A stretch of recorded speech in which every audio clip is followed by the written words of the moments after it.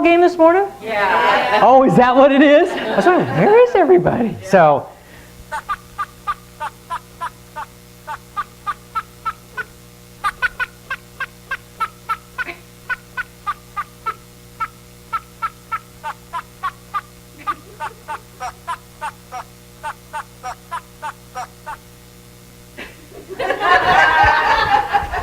no particular reason.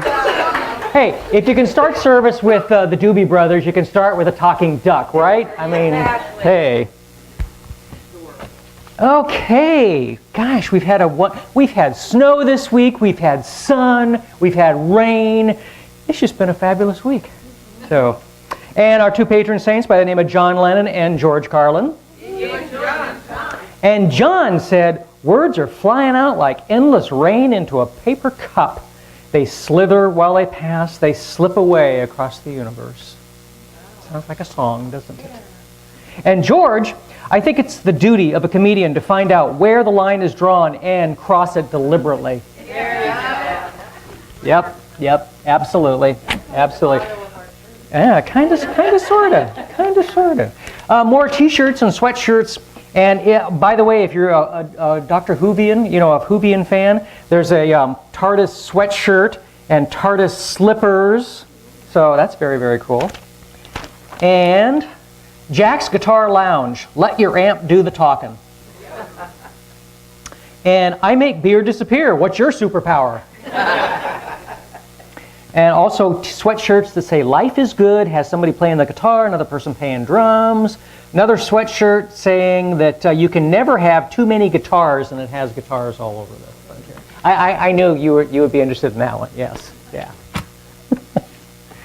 All right. Oh, this was interesting. Early in England's rise to power, her rulers began to speak of the royal headquarters as the court. This term was natural, for it was only slightly modified from the Latin cohor, enclosed, meaning enclosed yard. Even kings have their ups and downs, however, and their eras in which the court had only limited power. During the 50-year struggles of the War in Roses, central control was often very loose. Henry VII ascended the throne in 1485. First of the Tudor kings, he was determined to bring new dignity to royal business. Under his leadership, England became unified internally. Then she began her commercial expansion that was to bring her into war with Spain. Careful, laborious, and systematic, the Tudor king reigned for a quarter of a century, set up strict rules for conduct of business, and it became widely known that one who wished to advance in his favor must be fervent and constant. By the middle of the 16th century, any ambitious seeker for office or favors was said to court his sovereign. From that usage, it was easy to apply the kingly term to the most important of all diplomatic enterprises for the past 3 centuries. A man paying amorous attention to a woman has compared with a king's attendants and said to court his lady of love. So, now you know. That's important stuff. Hopefully we only have to do it once. I was lucky and did it twice. So, yeah. Virtues like essences lose their fragrance when exposed. Procrastination is the thief of time. Unfortunately. We all do it. Admit it. Some worse than others. Some days worse than others. Bulletproof vests, fire escapes, and windshield wipers were all invented by women.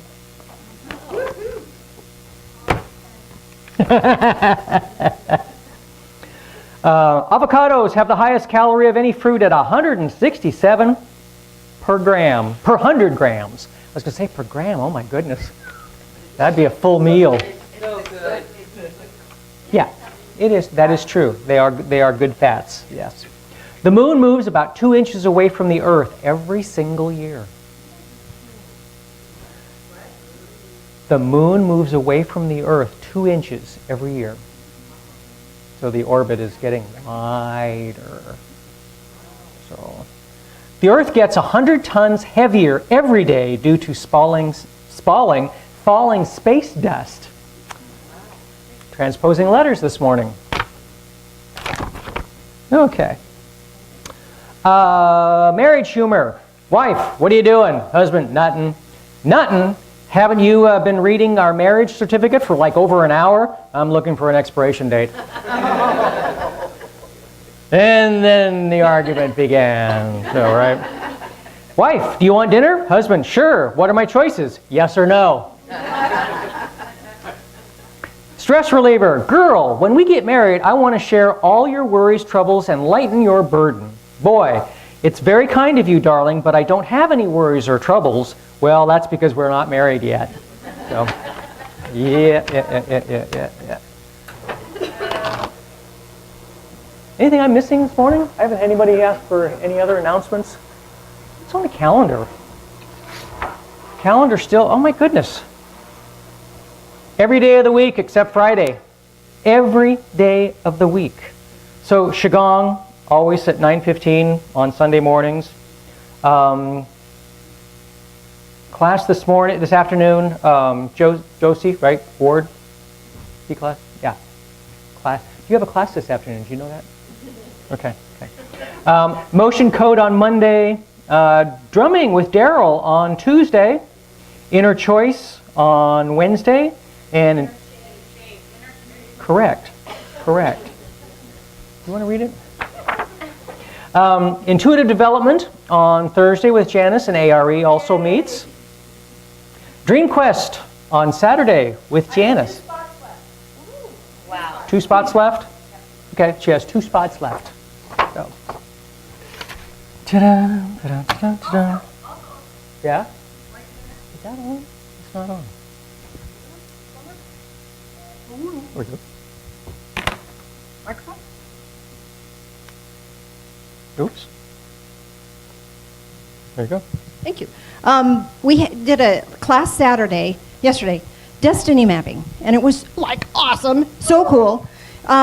If you would like to take that class, didn't have a chance to, would you see me later? Because I'll try to, if I get enough people interested, I'll schedule it again. Those of you who did take it, and there's a lot of people who want to take it again, if you've already had the class, I'll take $10 off. So let me know if you're interested in that. So destiny mapping is this wonderful process by which we use the tarot cards. Ask a specific, we don't ask a question, we state a verbal directive, and we get direction and guidance and insight in what's happening and how to get on track. So it's a really cool thing. Talk to me if you're interested.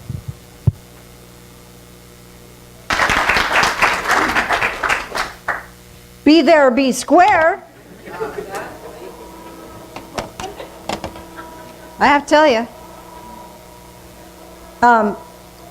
we have 4 spots left. 4 spots left. And I'm going to have those filled this week. I'm not surprised. We got a lineup of people that are ready. So, what's the expo? It's an outreach, giving all kinds of opportunity for healing and intuitive stuff and drumming and just way cool. So make plans. Make plans. I don't know if I'm going to need this or not. There it is. So, Spirit and I have been arguing this week. I know you never argue with God. Discussions. Deep discussions. Yeah, the deep discussions look like, nah, I'm not doing that. Yeah, you might want to do that. No, I'm not. Not me, I'm not doing that. Yeah, you might want to think about that. Because here's why. So anyway, we've been having this discussion.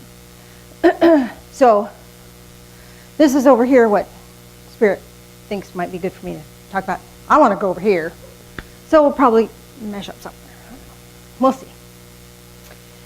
I want to talk to you about one person can make a difference.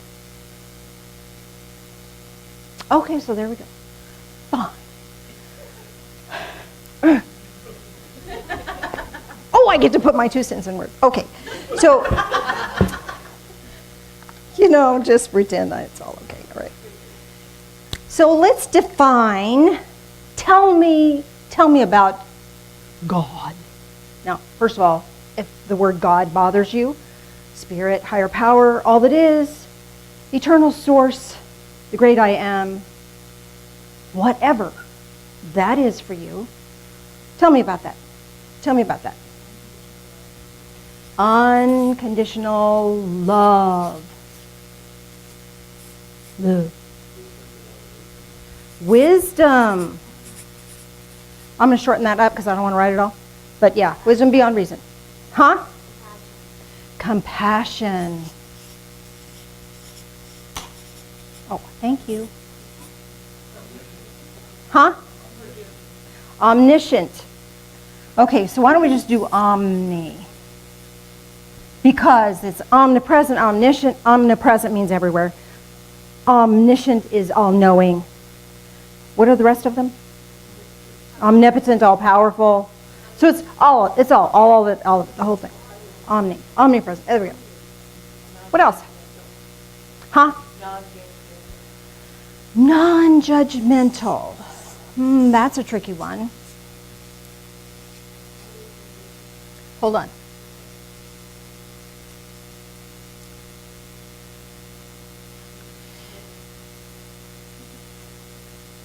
Because there are consequences. And that's different.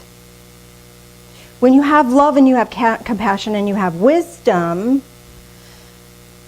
then there's consequences that accompany our actions. For example, if I jump off a building, I'm going to fall. That's the law. If I'm hurtful, hateful to someone else, it's going to come back to me some way. It's a law. Religion kind of gets all hung up in, oh gosh, here we go again. In you have to do it a certain way. We were talking before church about you don't own me. Remember that song, You Don't Own Me? Here's the deal. Here's the deal.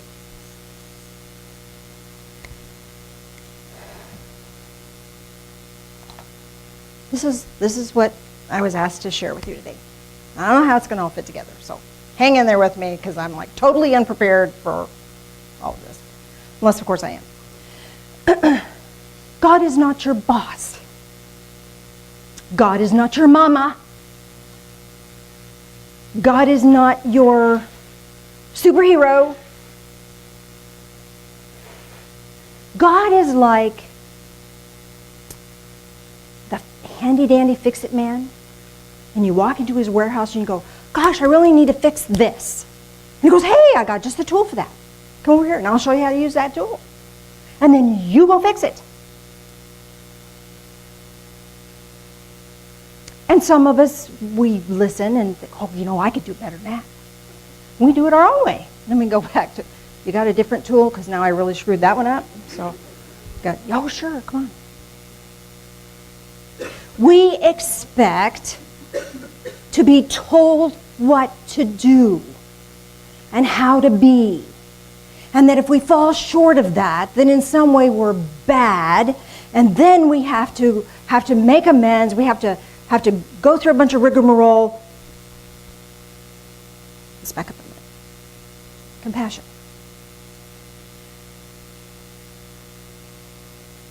I have compassion. You have compassion. But here's the deal. We're imperfect in that. Because I can have compassion for someone until they're just stupid. And then, I have no more compassion for that. You deserve that shit. Love, unconditional love. I have unconditional love. Until you have a disagreeing political party. I can hate like that, can't you? Sure we can. So this omniscient, omnipresent, omnipowerful divine source has this in perfect measure. Remember last week we talked about two things I really wanted you to get. It's impossible for God to lie, and we have this strength and comfort. Strength and comfort. So with that, that is a supporting system for us. And if you're sitting back, waiting for God to tell you what to do and how to do it, you're never going to get there. Never.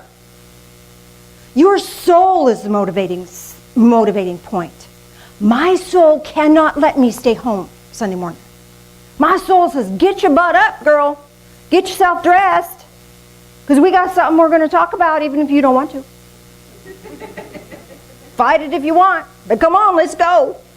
Suit up, show up. Because nobody's forcing me to do that.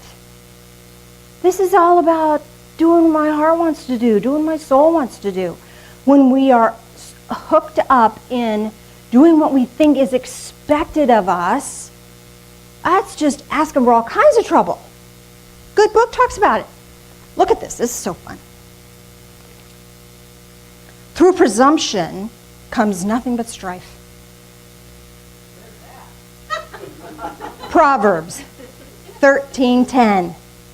Through presumption nothing comes but strife, but with those who receive counsel is wisdom. We assume, we presume, we have expectations. I expect God to just open the door. I know people who are looking for their beloved. Well, I expect God to put them on my doorstep. Where's this southern accent come from? I don't know. There it is. I was in Texas for a while, so I don't know. Maybe. Preaching. Because I'm preaching. Oh, that's it. That's a preaching thing. Oh, please, dear God, no. No.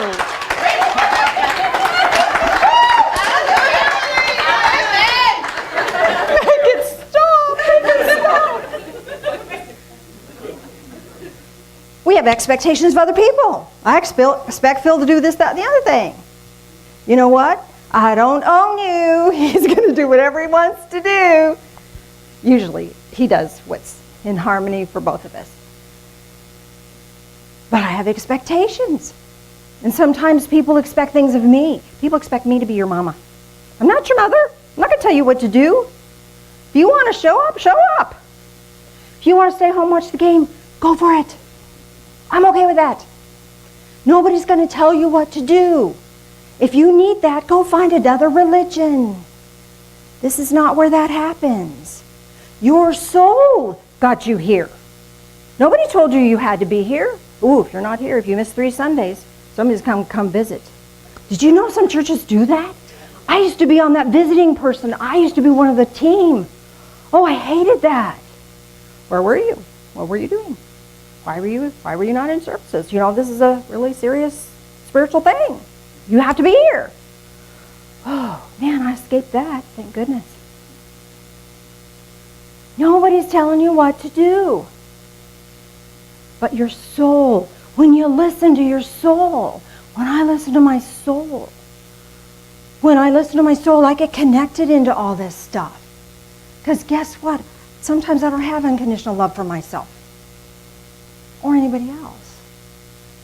Sometimes I don't have any wisdom. But there's wisdom in counsel. It's when we get together. Like we had this class on Saturday. When we had a bunch of people together, the wisdom just flowed. It was wonderful. We have compassion. I can have compassion for myself when I contact and connect in with my soul. But if I'm not connected in with my soul, I lose it. Because I get all spun up in what I expect things to be like. I expect those presidential candidates to say something different. Oh, I'm going to get all spun up, aren't I? Non-judgmental. I judge myself really harshly. And when I do that, I judge other people harshly. But you know, my soul doesn't do that. My soul says, oh, nice try. Let's try it again. Let's try different. Let's connect in with the big guy who has all of these in wonderful measure. And let's see if we've got a different tool. Let's do it differently next time. That's what the soul says. Soul doesn't have this demeaning, shame, blame thing. We make that up. Because we make that up because we feel like we don't have any willpower. Well, here's the deal with willpower. Willpower is like ridiculous. It isn't. There's no power in it. There's power in your intent. But willpower is nothing. They've done research on this. Did you know that? They've researched willpower. What they did is they put a bunch of people in a room, and they gave them a bunch of tasks to do, questionnaire to fill out, things that they had to make decisions on. And then after that, then they gave them an option to choose between this or that. And they'd already said that, well, I really would like to choose good food for myself. The ones that had done all of this tasks ahead of time had no willpower. Willpower gets worn down, but our intent is powerful. That's different. It's a different thing. Willpower's, I will make myself do this. Oh, how effective is that? You tried that recently? I bet you have. Doesn't work. I'm going to make myself clean house. I'm going to make myself do. Maybe you can for the first day or two, and then after a while, you run out. But the power of the intent locks you into your soul. And your soul has the power to move forward, has the power to keep you on track. I'll give you an example of this. It's pretty funny, actually. I've decided to go gluten-free. I know, how cool is that? And when I made the decision, it was like, oh, I'll never do it. Phil's been gluten-free for 17 years. And I always admire him. It's like, oh my gosh, there's stuff, and oh, it's really good stuff. And he just, oh, I don't need that. So when I chose to go gluten-free, is because it's supposed to be really helpful for a health issue that I had. So I thought, it wasn't a matter of, oh, I think I'll try. As Yoda would say, there is no try, only do. So I made the decision that my body, this temple, this physical form, would be best without that. So a week or so ago, when we had the band come in the evening, we were setting up and nobody else was there. So Phil handed me a granola bar, just shoved it in my face and took a bite. I went, ugh, gluten.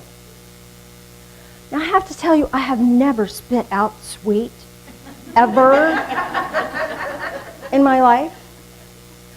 But the reaction was visceral. There was no choice. It wasn't, oh, do I want this or do I not want this? It was done. The choice had already been made. It wasn't a matter of using my willpower to choose in or choose out. And I spit it out and looked at my hand and he said, honey, it's gluten-free. I don't need anything that's not gluten-free. Oh, okay. Well, then I could eat it. Shove that thing right back in. Oh, sweet. Yum.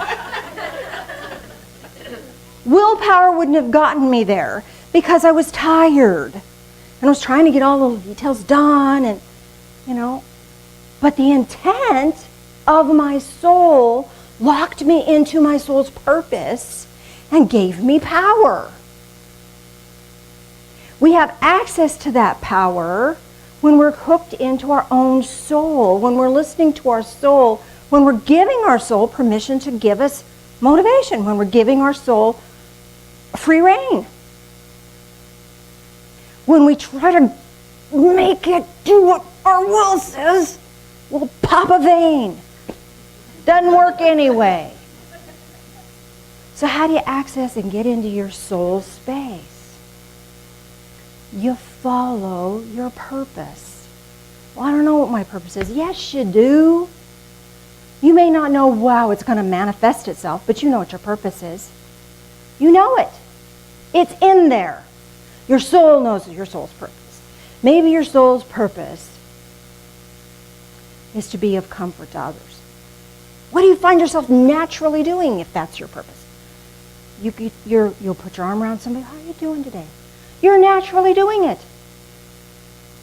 What if your soul's purpose is to help people understand something?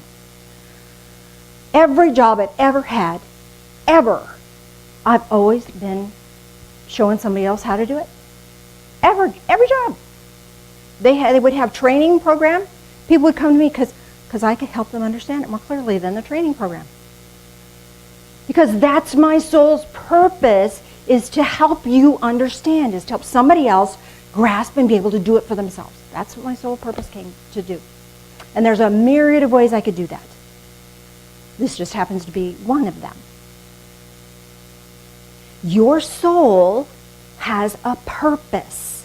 And when you link into your purpose, you are unstoppable. And you can change the world. One person can change the world. Some of my favorite movies. Have you ever watched The Postman? Here's a guy who was scamming people because he just wanted to make a living. And he changed the world.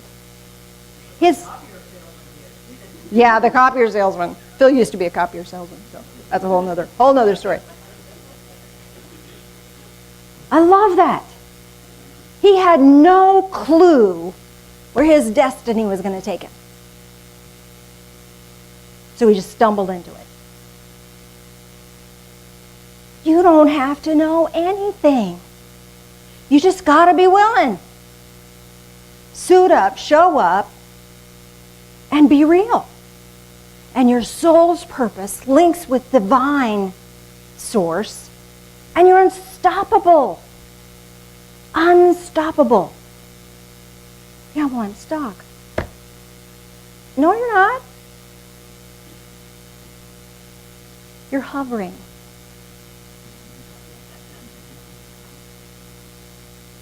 You're hovering because you're waiting. Maybe you're waiting for insight, or you're waiting for encouragement, or you're waiting for a direction. Stop waiting for somebody else to give it to you. Step up and do. Just do the next thing, whatever that is. Because we don't know the power of what we do. You know, it's if I could change the world. Well, you can. You do. Whether you change it for good or for ill, you're doing it. You're doing it. But I don't know what my purpose is. I hear that all the time. It doesn't matter. Phil and I were talking earlier this morning. It's like, if we had a clue what we would be doing, it was never on our radar.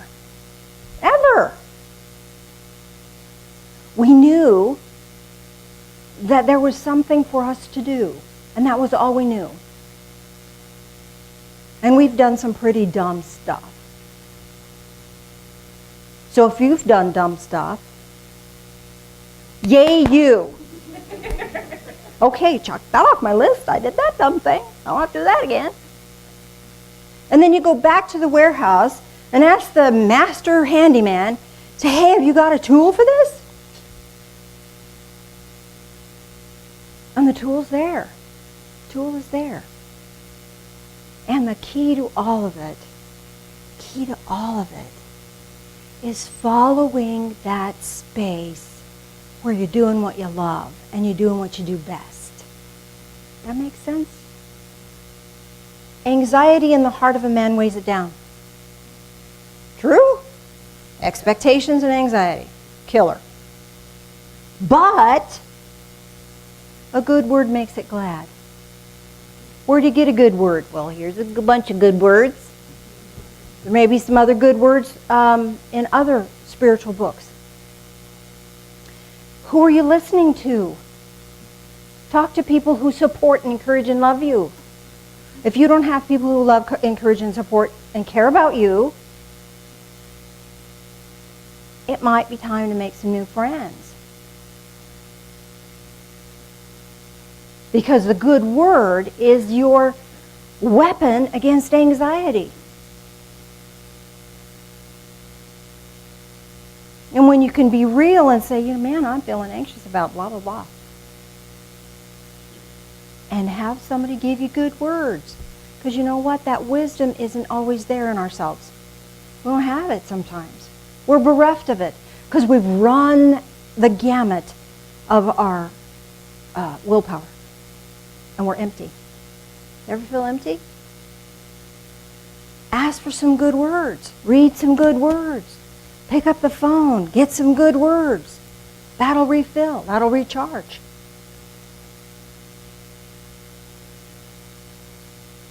One more. Hope deferred. Okay, two more. Hope deferred makes the heart sick. if we hope that something's going to happen and it doesn't happen, it's kind of like those expectations. Makes the heart sick.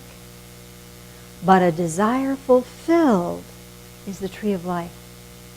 Are you worn out? Stop hoping. Oh, I hope to have a wonderful life someday. Make a wonderful life right now. Fulfill that desire. Because that's where life is. That's where that energy, that power comes from. And you have the power to do that. And then when you do that, that changes everybody else's world around you. Really does. Desire realized is sweet to the soul. Desire realized is sweet to the soul. So what's the difference between a hope and a desire? Okay, let me define hope. There's two different kinds of hope. There's hope that is wishful thinking, and then there's hope that is this positive anticipation. Now, positive anticipation is not just the airy-fairy, what's the word I want? Not Goldilocks. Who's the other little person that... Pollyanna, thank you. Thank you. Pollyanna. It's not Pollyanna. This is knowing that it could happen, knowing that you're on the path, and waiting for it with this joyful anticipation. We talked about fishing last week. You ever gone fishing? How fast do those fish bite? You gotta throw it out there. You gotta have your fishing pole, you gotta have your fishing line, you gotta have your fishing hook, and you gotta have your bobber, and you gotta have your weight, and you gotta have bait. Feed the dream. Suit up, show up, do the deal, and then you wait with joyful anticipation. I've never seen a fisherman go, damn fish. I hate them. They just never come. No. They hang out, have a beer, lay in the sunshine. It's all good, right?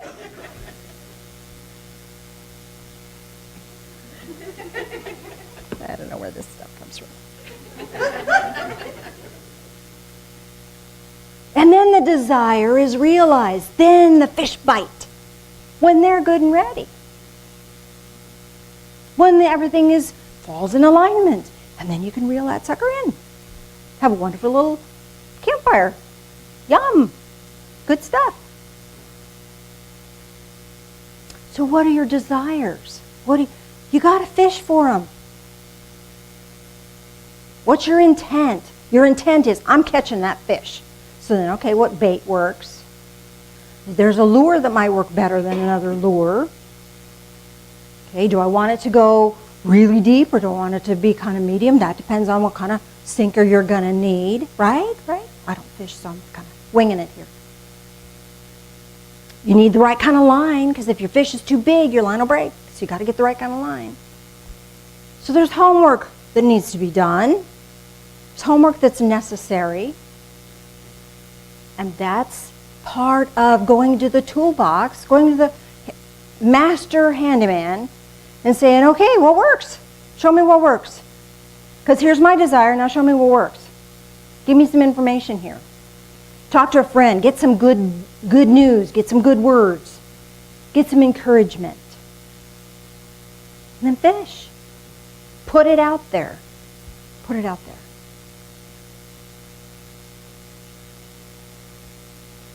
Without that airy-fairy Pollyanna, oh, whatever, I sure hope I catch a fish. I don't have a line in the water, but I hope I do.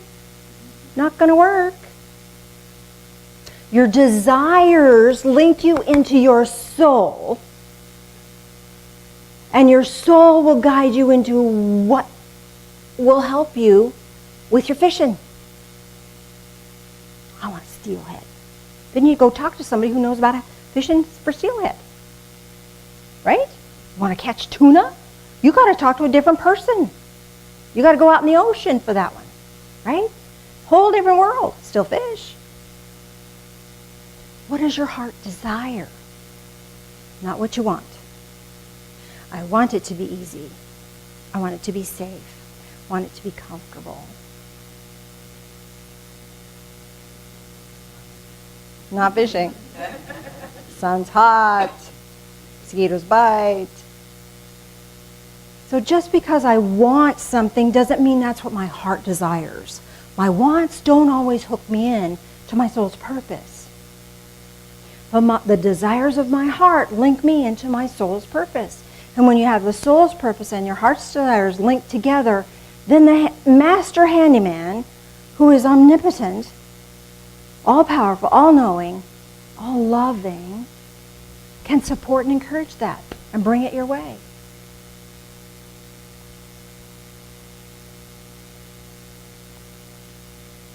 So what does your heart really, really desire? What does your heart desire? I want to be loved. I want to be appreciated. I want to have worthy work. When we say I want to have worthy work, then that leaves it up to the master workman to help us find what suits us best. And we may have to take a crud job in the meantime.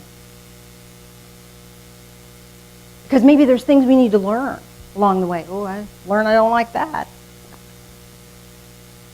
But I learned that I could drive a truck. I don't like it, but I like it, and I can do it. Not really, I don't know how to drive a truck. It's an example, people. So listen to your heart's desire. If you don't know what your heart's desire is, look back. Don't stay in the past, but look back. What have you always done? What have you found that you always do where time stands still?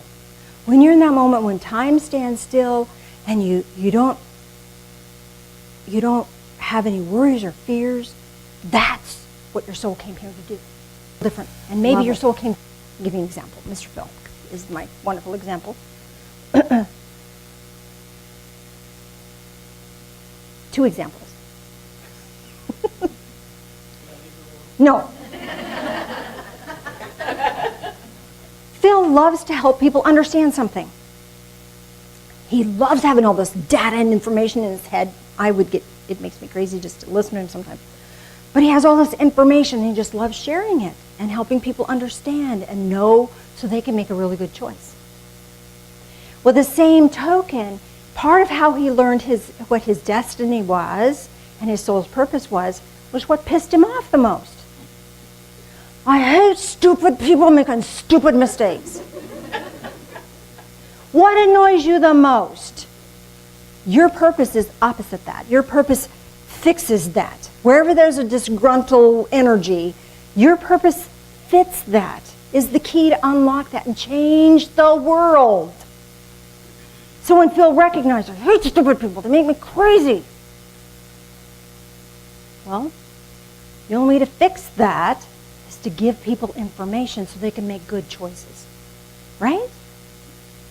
And he looked back on his life and he saw everything that he'd done that he loved to do was imparting information so people could make good choices.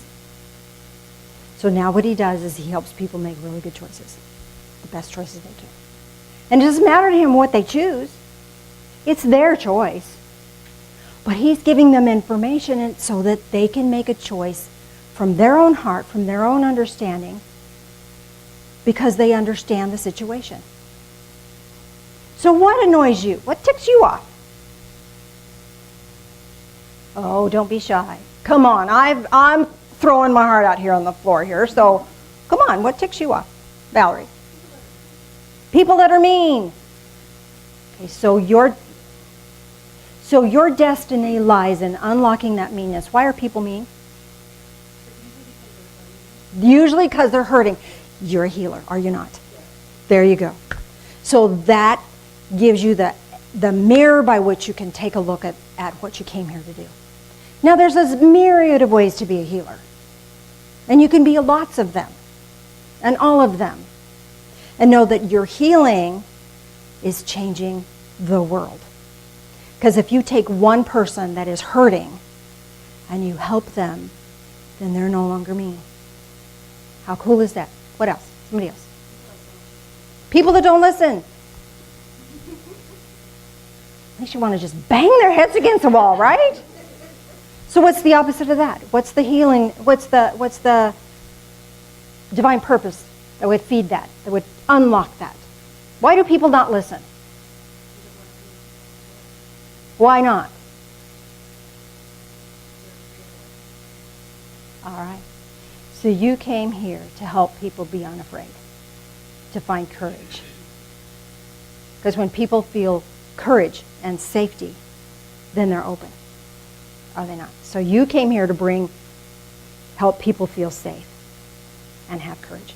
Does that ring true? Can you look back on your life and see how that fits? Bingo.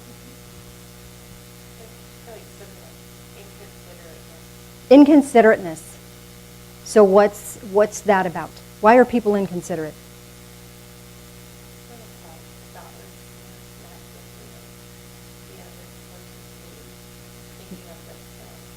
Okay, why do people do that? Sometimes they don't feel they can help that. They feel less than. Yes, they feel less than. So your gift, your soul's purpose is to help people feel good enough. And you do that, do you not?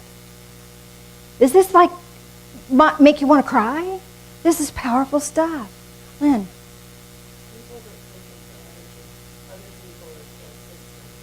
People that take advantage of other people and systems. I'm not just repeating you because I'm doing it. So why do people take advantage?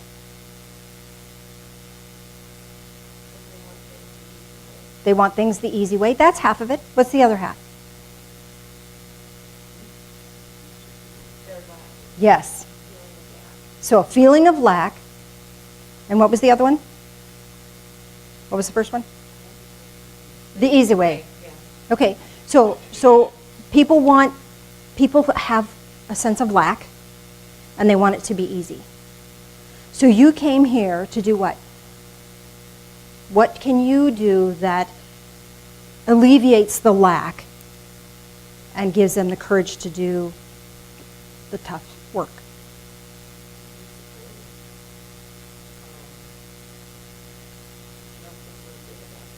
There you go. You came here to empower people. Empower people to find fulfillment. Because when people are fulfilled, they don't have a sense of lack. And whether it's a physical fulfillment or an emotional fulfillment. That make sense? Yes, ma'am. Yeah.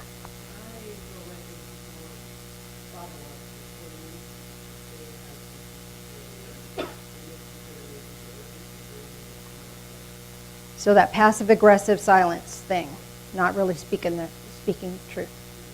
Okay, so why do people do that? Fear of? Okay. So what is the key to unlock that judgment? Unconditional love. So you came here to bring unconditional love to unlock people, because when people feel loved, they can tell you the truth. Even if it's a hard truth we don't want to hear, but when people feel loved, they can't not tell you the truth. Have you noticed that with some people that we got this thing between us and it's uncomfortable, I don't want to talk about it, but I love you so much, or your friendship is so important to me, can we just get this clear? That's love. Exactly. So your soul's purpose, there's a myriad of ways in which you can bring a loving presence so people feel safe. Myriad of ways. But that's your soul's purpose. And from that, now you can explore. Now you can ask the omnipotent, show me some tools for this. How do I make that happen? I really want to give us a guided meditation. Wouldn't you like a guided meditation? Because I would love to do more of this. Can we do more of this, though? We may want to visit this again. But I would like to do a guided meditation before we do anything else.